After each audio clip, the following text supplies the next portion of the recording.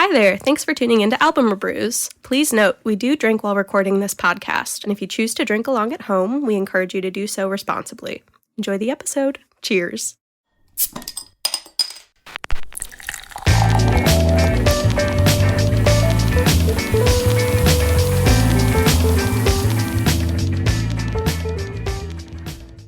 Hey, I didn't like that one. Hey, Stop! gamers. It's my intro. Stop it. Hey, no, it's my intro. Welcome Sarah. to the podcast. I think she's crushing it. No! Sarah's the new intro, season 2. Hey, gamers. It's a new season. This is wrong. It's a new season and a new host. It's me. I'm your host. Do your intro now. Are you a Pokemon trainer? Okay, word. I'm a little black backpack cat. My name is Sarah. I learned how to play Enter Sandman on Link's Ocarina today. My name's Zach. I'm your regular, normal podcast host. Oh, no! And I'm Logan's second form. That's very good. Thank you.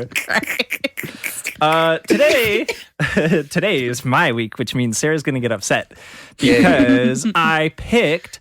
Do you guys know who Leon at Leon on Twitter is? I only knew who Leon was because I know that he has a bird GIF as his profile photo. One of the few blue check marks who has a GIF AVI. Yes, and I have only ever seen a couple like banger tweets, but when I see the bird GIF, it's pretty good. I know it's going to be a good tweet. Yeah.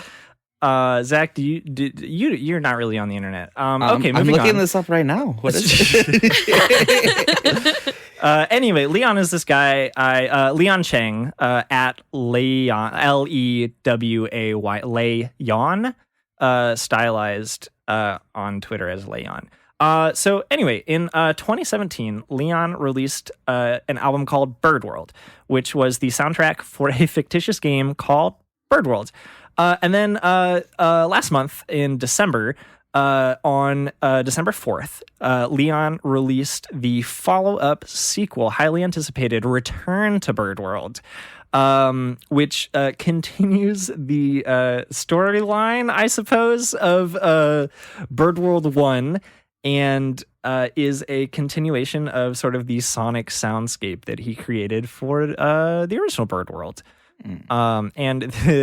I have paired this. This is a surprise that I've been keeping from you guys all day. The drink that we are going to be drinking while we return to Bird World is none other than... Should we guess? You can guess. A real bird. It's not a real bird. That's not a drink. Is it the blood of 12 doves? No, that's not a beer. I can't buy that. It doesn't have to be a beer. It just has to be It just has to be alcoholic. No, it's not the blood of 12 doves, and it's not what everything you said, Zach. What is it, Logan? It's... Can I get a drum roll, please? I have rings on, so it's extra It's a live clappy. bird. Little buddy. It's Hopewell's little buddy. Yes. Here, come. He's so cute. Oh, little buddy. Oh, I can't reach it. Zach, will you pass me one? Okay, here. Wait, I got another one Little coming for you. buddy. He's like a little bird. So, Lil Buddy is I'm tiny. delighted. It's a tiny little baby beer that our neighbors here in Chicago at Hopewell Brewing make. It's it comes in a little half-size can, so it's like what, like 4 ounces or something like It's that. like 8 the size of ounces. a hamster. Yeah. Like a bird in the hand. Some may say it's worth 2 in the bush. Ooh. Did you pick this one because it's the same size as a bird? No, but that's a nice observation, Zach. No, I picked it because on the cover art for Return to Bird World, our titular character, Bird, actually, I think Leon included some... we're going to touch on this later as we dive into this album, but I believe the bird on the cover of the Return to Bird World album art is named Leon, and he has a tiny little cat on his shoulder, who I believe is the cat of Sundrop Bay, which is referenced later on in this album. But I think the connection that I made in my mind was that the cat was the little buddy, and we are now going to enjoy our own little buddy. Should we crack this open and get in? Cheers, dears. Cheers. Ooh, mine's bubbling. Ooh, suck it. Mm. Oh, it's an easy sipper. I love Hopewell. That's an easy sipper. I have visited the Hopewell tap room. I mean, not as of late, but quite a few times in my day. And I've always considered getting a little buddy just as like a friend to hang out with whatever like difficult beer I'm drinking. And I never have. So I'm excited that we have it today. This is a very easy beer. Like, yeah, I could. Yeah. There's so many good things about it in the mouthfeel. It's delicious. Yeah. Mm-hmm. Yeah. So his second form's coming back. It's been a minute since we've sat down to chat, so I have to get back into podcast mode. Yeah. But I want to say over the course of the last week or so, I've been finishing up the McElroy's Adventure Zone. Hell yeah. So I just finished the first arc of that show, and I was really struck by how the Adventure Zone uses music to drive home like really emotive moments in their show. And it sort of got me thinking about all of like the games I've enjoyed that sort of like live by their soundtracks. Mm-hmm. So Sarah, I think you may end up a little alienated on this episode. Boy time. This one's going to be a little This bit episode's of for boys I have a only. little to contribute on that front. A touch. What do you have? Well, the first thing that came to mind was Breath of the Wild. Oh, that is I a think good soundtrack. that's a video game where the soundtrack. Well, I watched a whole video on the sound design in Breath of the Wild and how like purposeful and thoughtful everything was. And a huge thing that a lot of people who play the game will know is like, you know what the night music sounds like, or you know what the music sounds like by a fairy fountain, or when you're in like a big plane. And a lot of the time it's so like soothing, and it just like, you know, you're in the right spot because of those music changes. So that was the first thing that came to my mind. Yeah. So I think that's a big reason why this album like struck me in the way that it did, because it reminds me of video game soundtracks that I to this day will like put on in the background just to like set a specific mood. Yeah, I mean, there are a ton of those playlists where it's like chill Animal Crossing music with rain noises. And it's like 6 hours long. Yeah. Yeah. I mean, I think it is important for me as someone who makes music to like recognize that there's music that exists purely to like set like an emotive tone, you know?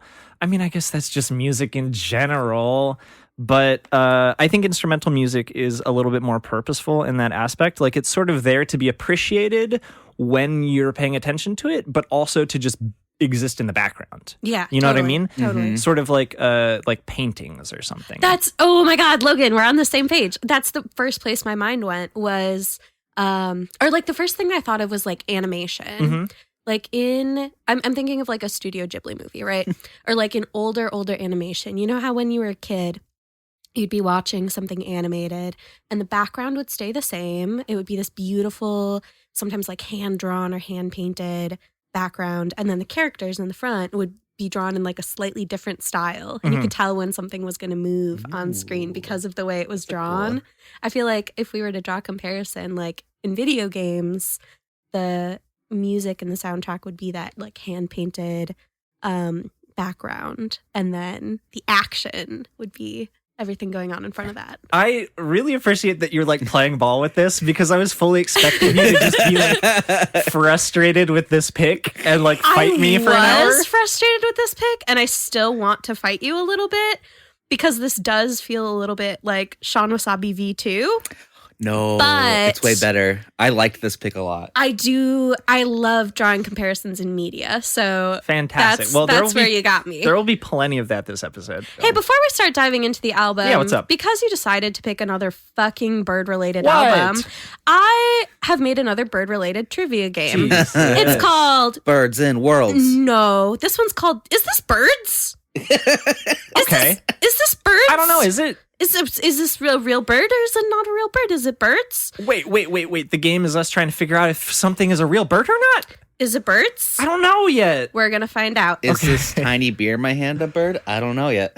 Well, it's definitely worth 2 in the bush. It's the same size as, as a bird. Logan and Zach, you two will be playing this as a team, trying to defeat me. It's like the last fucking bird-related trivia game I made up. I have in front of me 10 bird names. Some of them are fake and made up and ridiculous, and some of them are totally real and ridiculous. And I'm going to go through the list. You're going to tell me if it is a real bird or not. Oh, boy. And we'll drink accordingly. All right. Are you both ready? Yeah, I guess so. And don't look at your laptops. Don't Google. Bird number 1 is the long-wattled umbrella bird. Oh, no. sounds I pretty forgot fake. how insane bird names are. The long-wattled umbrella bird. Oh, this could... Is this birds? Is it burbs? I don't know, Zach. I kind of want to say this one is a bird. Is it birds? I feel like it is a bird, and it's just so ridiculous, and she picked it to trick us. I'm gonna say I yes, know. bird. That's Yeah. my problem is I Yeah. feel like there are a lot of insane animal names. All right. Yeah, this one's a bird. It is birds. Holy Yeah. shit. We're Wait, so good run at that this one game. by me again. What the hell is this bird called? The long-wattled umbrella bird. Can we look what they look like after we find out? We'll put together a list after this Okay. episode. I do want to see You'll what be that able to see- umbrella bird looks yeah, like. Yeah. Number 2, the rhinoceros hornbill. Fake. Is this birds? That's real, Zach. It has to be real. the rhinoceros hornbill. Could be real. I think this This one's is real. real. Think it's real? Yeah. It is birds. Ah. It's birds. Number 3, the Canadian cooterfinch. No, that's Yeah, it's not fake. real. That's fake. All right, you saw through You're not that going to call a bird a cooter finch and try to sneak that one by me? Come on now. And it wouldn't be from Canada. It was a cooter fish. It would be from New Jersey. one. Okay. You got me. That one is not birds. I will drink. Fuck, you guys have gotten every single one right so far. Number 4 is the tawny frogmouth. That feels real to That me. feels real. Yeah. Yeah, real. That is birds. Oh, damn, we're so good at birds. I know my birds, baby. Damn. Number 5 is the brown booby. Oh, I And know there's a booby, blue-footed booby. but is a brown booby a real bird? I want to say yes. Is Yeah. it birds? Yeah, it's a It's a bird. bird. The brown booby is a real bird. Yeah. Number 6 is the mustached booby. Oh, That sounds fake. Oh man, it would be really funny if the booby had a mustache, though. I don't know. Want to say real? I kind of. I'm gonna stick with Log You know because what? Log's had good instinct about these birds. And also, I feel like she would try to catch us off guard by putting 2 boobies in a row. True. So I think this one's real. Drink. It's Ah. Oh, no, she called her bluff, Zach. fake. The next one is the masked booby. Well, shit. Now I don't know what's. I think that is real. All right, well, I'll go with you. That one is real. There was only one fake booby. There will be no more boobies on this list. Dang. Darn. If only. Number 8 is the red-billed cockpecker. Is it related to the cooter Their names snatch? are fucking ridiculous. Is the red-billed cockpecker. Yeah, I feel like that one's real. Is it real? Drink. Oh. I will say, though, I kind of, when I made up that bird name, the real one is the red-billed oxpecker. So I just kind of, Yeah. Just put 2 and 2 together. yeah. All right. Number 9 is the American bush tit. That We're feels not. real. The American bush tit. Us as Americans ain't great bird namers. I gotta be honest with you. I feel like the crux of this game is like Do we need so many birds? Like, what do we keep them around for? Do we need them? we didn't decide to have them. That was What do they do? They just eat worm? what are you gonna do? Get rid of them?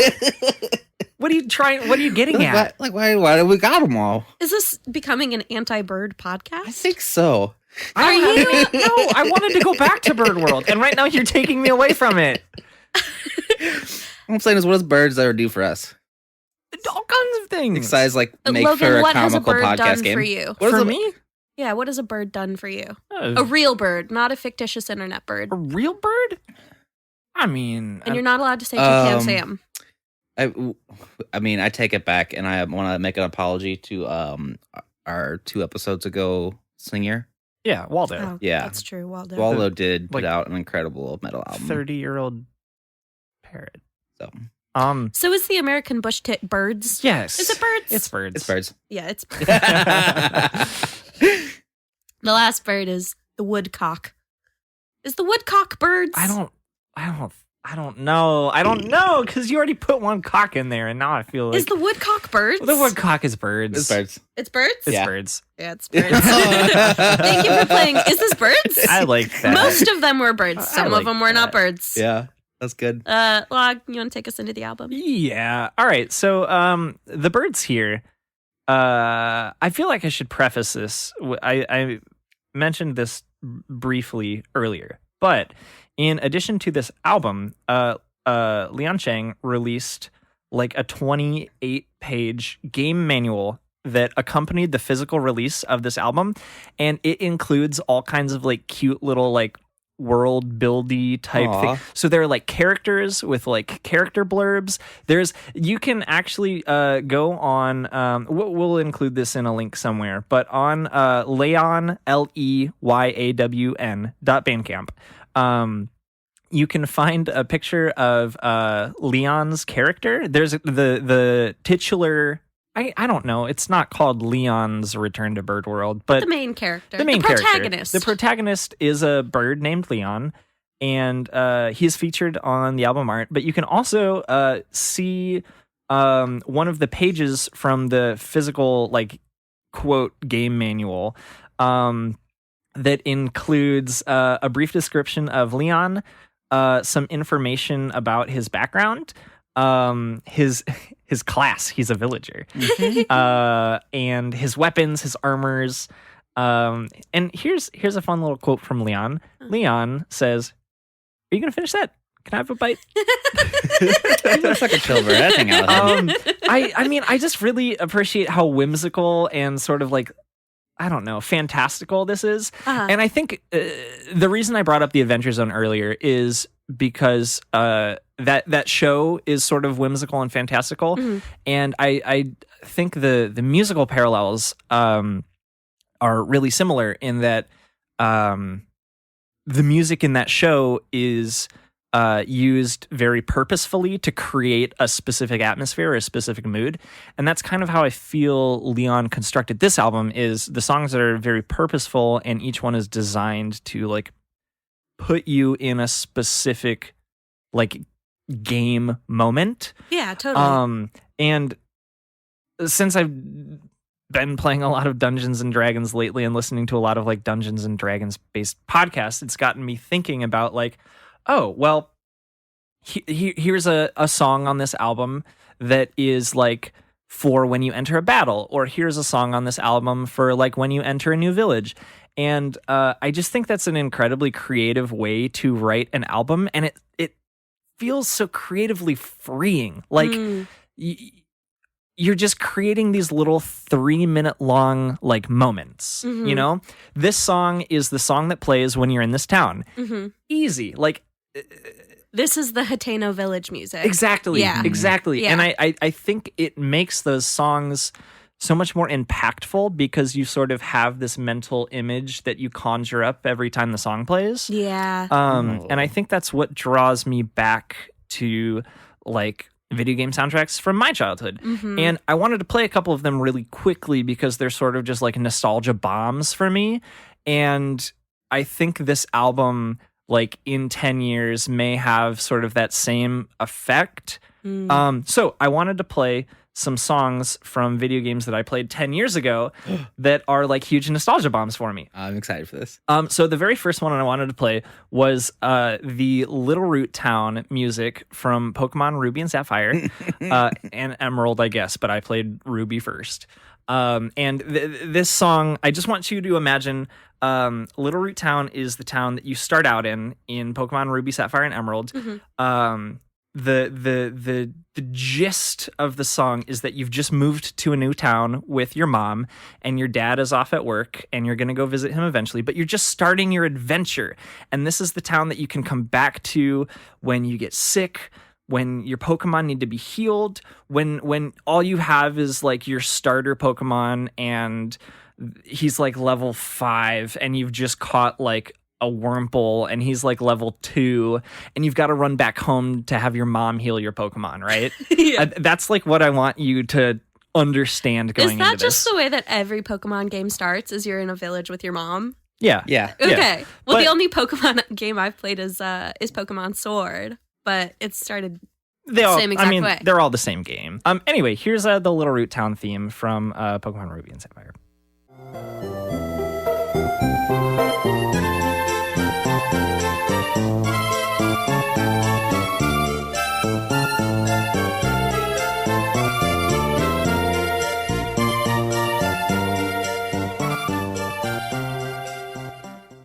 That's very cute. Anyway, all of that was just to illustrate the point that I think video game music has this unique ability to instantly transport you to a very specific time and place in your mind. Mm-hmm. And it does that without telling you. It's like showing you, you know? Mm-hmm. And I think that's really cool. I think it's cool that there's a genre of music that has an ability to do that. And it can basically sound like anything. Like it's not a genre, you know? Like Bird World covers so many genres. 30 genres. Yeah. Every song is essentially a different genre. And I that just sounds really creatively freeing to me. And I think that's part of the reason like this album resonates with me so much. So anyway, I feel like we should actually play a little bit of Return to Bird World. Is that the only nostalgia bomb you're going to drop? Or are you going to sprinkle them in? I'm going to sprinkle them in. Okay. I have some Because I want more, because it made me want to play video games really bad. Yeah. There are some other things that I want to talk about. Okay. Most of them are Pokemon related. Should we start with the title track? Yeah, we start with the title track. Well, I guess it's not the title track. I want to start with the first track, and then we'll do the title track. That's a tricky thing that linguistics does, if you think about it. Because the title track is the one that shares the name of the album title. Right. But the first track is just called the first track. The opener, if you will. The opener, sure. Anyway, this is Main Menu 2, the first song off of Return to Bird World.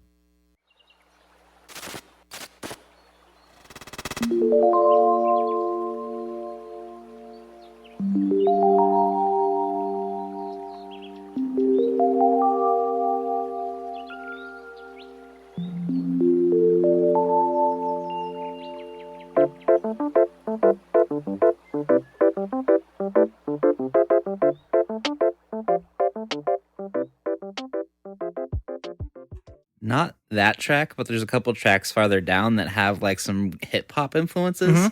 And I want him to do like some hip hop collabs really bad. Does he do hip hop collabs? I don't think so. But that's the thing, right? Like some of these just sound like beats. Yeah. Which is really neat. But back to my earlier point of these songs, like immediately conjuring mental images. Like you can see in your brain, like there's some text scroll, the production company, and then some logos as the game boots up. Yeah. And it literally sounds like the game booting up. Yeah, right? Yeah. Like it's so creative and like immediately puts you in this mental headspace. And I think it's just really a unique way to do that. Yeah. So yeah, I think just because this is such a sort of an intimidating album, it's a 30-song, hour-and-a-half long album. Yeah, that's why I was mad at you initially. Is you, to bring our beef public, you would not cut an hour out of your day to prepare for one of my albums. Yet I was expected to listen to an hour-and-a-half album. I did say you could pick and choose. I understood that this was sort of an undertaking. What I did end up doing, though, was listening to Yeah. But I listened to it and like zoned out while applying to jobs. Oh, yeah, I mean, that's totally It's fine. really excellent driving music. I listen to it exclusively in the car. Yeah, That's it's good to I don't know. It's like lo-fi chill hip hop beats to study to. Yeah. You know, it's just kind of this gently changing long soundscape that you can just like sit in for a while. Mhm. Yeah. I was a little thrown off by Cheeseburger in Paradise. That was kind of an interesting. Cheeseburger in Paris. That was kind of interesting bird tune. That's I meant to make that pun earlier and I forgot. I just wanted to get it in there. I mean, it before. is pretty funny, but that song's not on this album, so I don't know what you were trying to do, Zach. Yeah. I really liked the lyricism to bird, bird, bird, bird, bird is the word. Walk that one back. Explain that one to me. Yeah, there's a song called Bird, Bird, Bird, Bird, Bird's the word. Not on this album. Logan's not yes anding. Yeah, Logan is nobody. Log, as punishment, will you hand me a beer, please? Oh, I could also use a little buddy. You have to go to the fridge. Sarah, since you interrupted us, you have to get us back into the podcast. Okay, absolutely. Well, it's interesting. because I actually really want to talk about the next track a little bit. Not necessarily about the next track, but about something that the next track brought to my mind. Yes. And I want to ask you both a question. When you lay your head on the pillow at night, what does your room ambiance look like or sound like? Interesting. Do you turn a fan on? Do you have any lights on? Do you have any like the sounds? physical actual? Yeah. What is your sleeping atmosphere? Oh, I have to have a fan going. A fan going? What Yeah. about you, Zach? I do a fan. Uh-huh. I've got a little sunlight alarm clock, which Oh, if you need to spend like $20 to make your life at least 4.5% better, get a sunlight alarm clock. So in the morning, it like gets brighter slowly. Oh. It goes from like a dark red to like a bright white light over the course of 30 minutes, just like a sunrise. Oh, that's nice. And then if I'm not awake by then, it does like little chirps and jingles. Oh, Yeah. that's cute. Nice. But there's also a reverse setting where it starts bright and gets really dark and plays rain noises. Oh, So I do that You with fall the asleep to rain noises? with the fan, and then I'll read for a little bit, and then I put on my Bim Bam. You fall asleep to my Bim Bam? Yeah.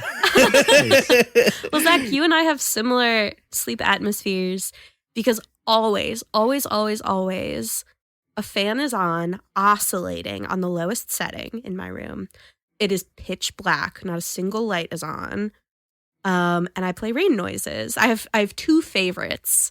I am a subscriber to the app Headspace, the meditation app, but they also have a sleep function on the app. And there are a couple different like pieces of or genres of content, so to speak, where like some are just soundscapes. So my favorite soundscape is called Cabin Downpour. Oh, that sounds nice. And it's like rain on a cabin in the woods, and you sometimes hear a little bird chirp. It's delicious. The other like type of content in the sleep section is called a sleep cast, and it's where someone reads you a story with ambient noise in the back. So my favorite one of those is called Rainy Day Antiques. That It's a sounds little very story cool. It's about- so nice. And it's just like this older British man reading a story about an antique store in a small town that no you go way. to. And there's like rain in the background. And he's like, you see a small dog and the dog says hello. And you sit on an old couch. It's so nice. It puts me to sleep instantly. Dude, that's just Dungeons and Dragons. It's amazing. Roll So for initiative. Yo, there's an idea. A sleep D&D podcast. sleep D&D. That's what our campaign should Oh, be. Yeah. it should just be the most relaxing. And now you have to roll to pet the dog. Will you wear your flannel or silk pajama pants? Roll an intelligence check to see. Oh no, you forgot to button your pants. They fall down in front of everyone. Oh no! But yeah, Now it's a nightmare. the title track, "Return to Bird World," almost put me to sleep because I'm so used to falling asleep to rain sounds every night, man. That's and if I sleep at my partner's house. We've put on rain noises before to go to sleep, but sometimes I get embarrassed. And I can't like put my AirPods in and like listen to my sleepy time antique story when I'm sleeping at my partner's house. So I just have to raw dog it to fall asleep. That's fucking funny, dude.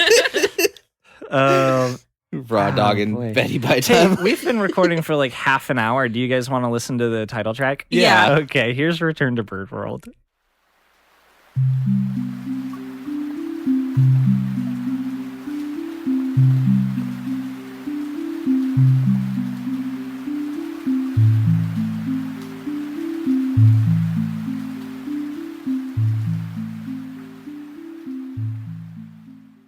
And then the iPhone alarm sound plays. Oh, the other thing I wanted to say about like narrative storytelling, like Dungeons and Dragons and stuff like that, is the level of world building that goes into it, like, is immense, and I really appreciate like fleshing out worlds.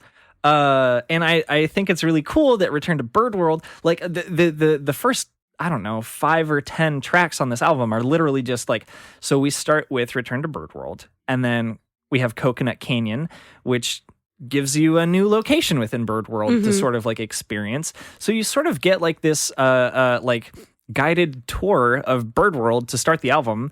We were then taken to Coconut Canyon and then the ruins of Inoki Village and the Sea of Lost Feathers before we end up at Sesame City. And I want to talk about Sesame City. I like Sesame City. Because, I mean, there's just so much variation on this album, but I feel like Sesame City is the first one to sort of like really grab my attention because it's a lot more energetic than the previous albums. I think this album sort of has to grow, and part of the difficulty of this album is taking a minute to just be like, all right, I am in a headspace where I want to experience this world and I want to like let this world be created for me as I listen to the album. And I think the context of each song builds into the next song and sort of like I had the exact same point. Yeah. When I was just driving, I'm like, oh man, it just really like slowly wraps you around it. Right. Yeah. So like all of these long form Dungeons and Dragons podcasts that I've been listening to, it's like without the context of like the first 20 episodes, you just don't have like the emotional weight when you finally hit like a big moment. Yeah. So it's important to have like these, I don't know, first 5-10 songs worth of world building to get us to like the more intense songs later on. So I just wanted to like make that point because it's important to me. Yeah. Anyway, so I want to play a little bit of Sesame City.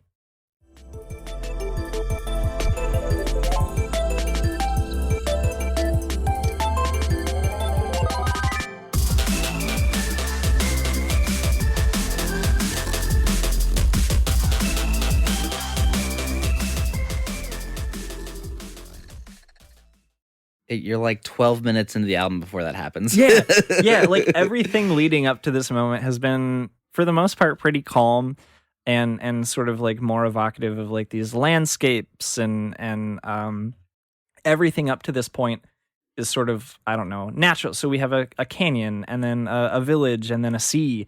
And then we finally enter a city, and the city is the one with this like huge electronic, like grindy bass. You know what? Like it feels like alive, like there are characters within this this city. Anyway, I wanted to keep moving on through this album because we have a lot of ground to cover. But the next thing I wanted to talk about was The Cat of Sundrop Bay. And I feel like this is an important song to talk about because there are only 2 characters featured on the album art, one of whom I assume to be the Cat of Sundrop Bay. So I wanted to play a little bit of this song because I think it's really cute.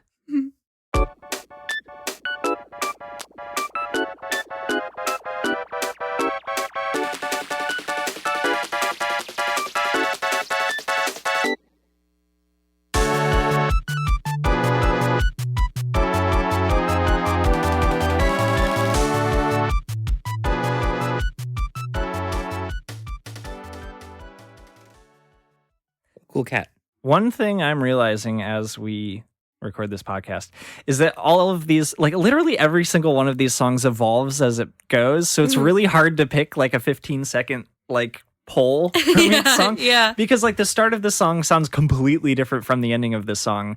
And I like want people to be able to hear like a section of the song that is indicative of the song as a whole. But it's difficult because the first 15 seconds of the song are completely different than like the middle 15 seconds. And those are completely different from like the ending 15 seconds. I mean, yeah, that's like the tough part about this podcast is I think all the albums we pick, and even more specifically, like the sound bites from those albums, I feel like the 3 of us want so deeply for that to like entice. Mm-hmm. And to, I hope, spark curiosity in the people listening. Like, I hope so deeply that you guys, like, hear a sound bite from this, from Return to Bird World, or from Guppy, or from fucking Flying Microtonal Banana. And you're like, now what the fuck else happens on this album? Yeah. Like, I'm very stoked that, like, you are taking this so well.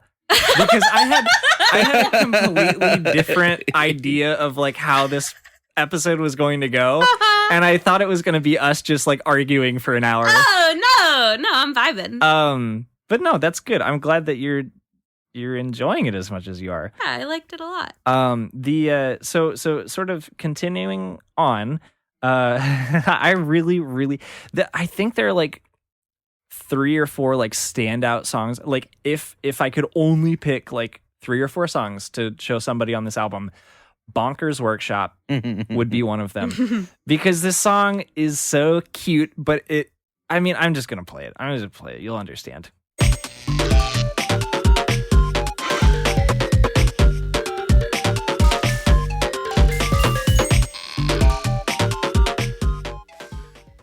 Hey everybody, Logan here. We have a quick ad read and then we'll get right back into the episode. See ya in a minute.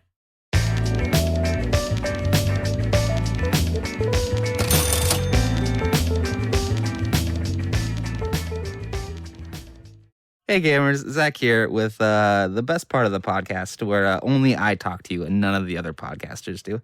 I want to tell you guys about OK Drugs. You can check in, chew up, and tune out. OK Drugs peach eatables are the perfect calming remedy for those seeking a gentle ease of worry. OK Drugs gummies help to shift perspective, elevate experience, and find clarity in crazy. Their peach eatables are vegan, THC-free, made with broad-spectrum CBD to help you relax, and L-theanine to help you stay focused. Order your feel-good fix and use promo code ReBrews to get 10% off today. Junior? There are like 2 more important points I want to make. Yeah. And then we can talk about ReBrewski, because we're getting a little close here. But the 2 songs I want to hit on really quick. One of them is exactly halfway through the album, which I think is very fitting. Cool. It's the 15th track. It's called A World Descends into Chaos. Can I talk about the track before it, though? Yes. Okay, so it's called Save Point. Yes. And this one sounds like boss battle music, so it makes sense that you would save the shit out of your game right before you do the final boss. How clever is that? That's the only part I have for that. But yeah, this is a great tune. Zach, I didn't realize that. Yeah. I didn't realize that Save Point came right before this. Yeah. But yeah, that's fantastic. But yeah. So I wanted to talk about A World Descends into Chaos because it's sort of tangentially related to the next point I want to make. But I'm just gonna play a little bit of it.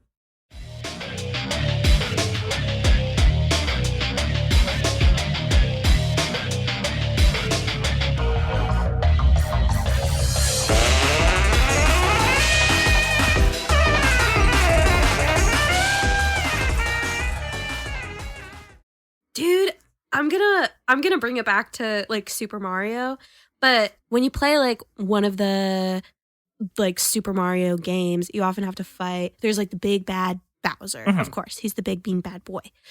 But you also have to fight like all of his, I don't know, nieces and nephews or whoever the fuck. So this kind of feels like one of those fights. You're fighting Bowser Jr. And then once you get to the end, once you get to the tower, that's when you're fighting big fucking boss Bowser. Yeah. So later on in the album, right? Like we have the monster, and then in traditional 2 health bars video game The form. second form. Yeah, right? So I'm not going to play those songs, but I just wanted to mention them because I think, talking about video game tropes, like a common video game trope is that you think you've defeated the big bad boss, and suddenly he enters his second form and his health bar gets even bigger, and you're like, oh shit. But the other point I wanted to make really quick is there is a track on here. I have to find it really quick. Okay, so I want to play a little bit of Lonely Bird, and the point I want to make is actually. Okay, I'm going to play Lonely Bird first, and then there's another song that I'm going to play right afterwards, and I want to know your thoughts, but I'm not going to say anything. I'm just going to play a snippet of Lonely Bird, and then I'm going to play a snippet of this other song. Is the other one Freebird? It's not Freebird, but that was a good guess. Okay, so here's Lonely Bird.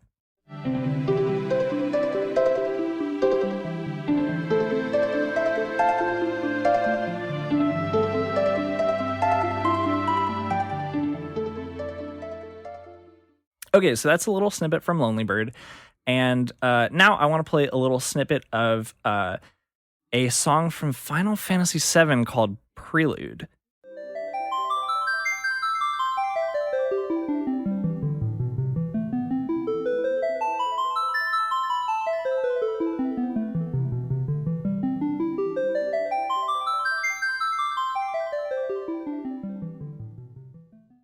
So they both sort of have these like rising and falling like harp arpeggios. Yeah. And what I want to talk about, because this is my episode, is the Final Fantasy music was composed by this guy named Nobuo Uematsu.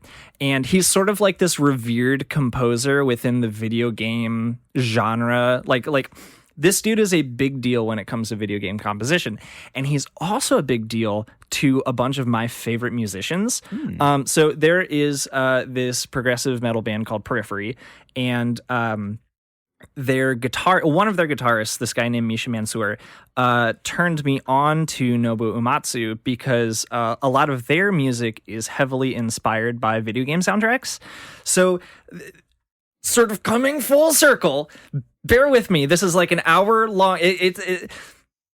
All of the threads are coming together, right? Okay, so this album you have to be patient with because you have to have the context to get you back to the big emotional to give payoff. Meaning to the right. Yeah. So it took me an hour to get to the big point I want to make, and the big point I want to make is that video game music transcends its sort of like genre shell, right? And there are like proficient musicians that people know and revere that point to video game composers as their inspiration. Yeah, yeah. So I just think it's really neat that Leon sort of references this composition in Lonely Bird, and Nobuo Uematsu's influence is like all over Periphery. And I just think it's really cool that sort of this very niche genre. I think my last point relating to this conversation is like a special thing about video game music is that it kind of like keeps you company. I think because so often, especially with like single player like RPGs, like what we're bringing up, Breath of the Wild and like Pokemon games, you're usually playing those by yourself, sometimes at like 3 a.m. and it's kind of nice to have this little soundtrack to illustrate the world that you are immersing yourself in, but also B, like, keep you company in an otherwise, like, silent, dark bedroom. Yeah, that is a good point. You've given me an idea for a brewski, and if you guys, I feel like I've said pretty much everything I want. I feel really good about my takes. This ep. Yeah. I feel like I've said everything I wanted to say. Can we good. play some of the tower before we do a brewski, just the to final like boss to fight. feel the boss fight, to feel For sure, accomplished? for sure. Well, I think we should do a little bit of the tower, and then we have to wrap up with the Tale of Bird World, the final track. Yeah. So here's a little bit of the tower, the final boss battle.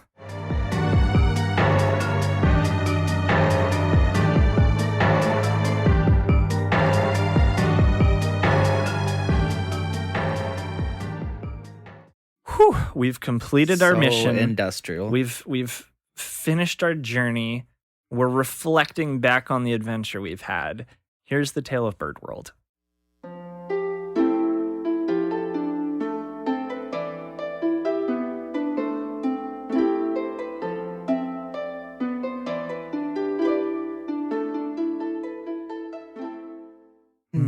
It's so nice. The credits roll. Yep. You did the thing. The You game saved is the over. Princess. You saved the princess. You found the sacred egg.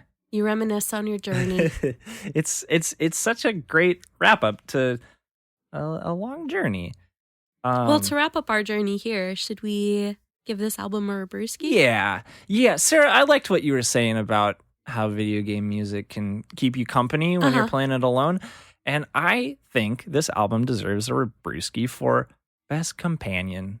Oh, I had one idea. Yeah. My Ruberski was chill lo-fi beats to study ornithology, which is the study of birds. It is. Ornithology. Chill lo-fi beats to study ornithology. I didn't have any good ones. Well, you don't have to force one. Yeah. You don't have anything fresh off the dome. I say don't push it, bud. Yeah. Don't push it. Don't push it. You push too hard, you're only gonna get shit. Well, Log, it's your album. Yeah, I mean, I don't want to say yours was bad. I But like Sarah's. It's funny.